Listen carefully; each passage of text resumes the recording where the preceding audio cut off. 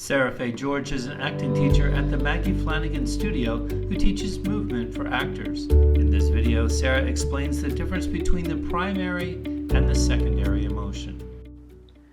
So, primary emotions are our first instinctive response to an event, right? Perhaps someone says something hurtful to us, and the first response, you feel it viscerally in your body. Maybe you're angry, maybe you want to cry, but it's a primal, visceral experience in your body.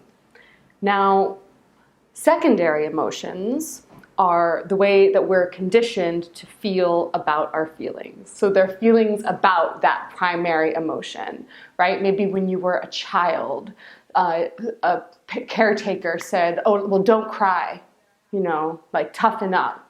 Or maybe you were shamed for expressing joy at a certain point in your life.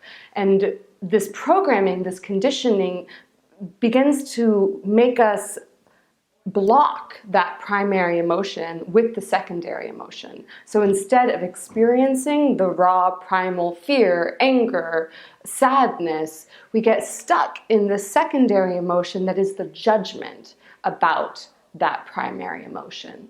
And as actors, as artists, this is really important to be aware of, because if we're living in that secondary emotion as opposed to that primary emotion, we're not really living in our authenticity.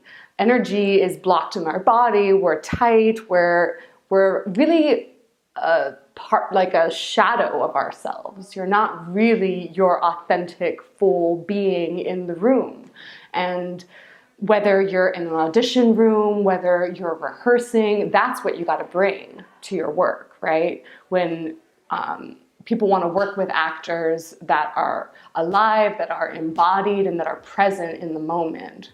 So that's why it's so important as actors and as artists that we become aware of the difference between the primary and the secondary emotion.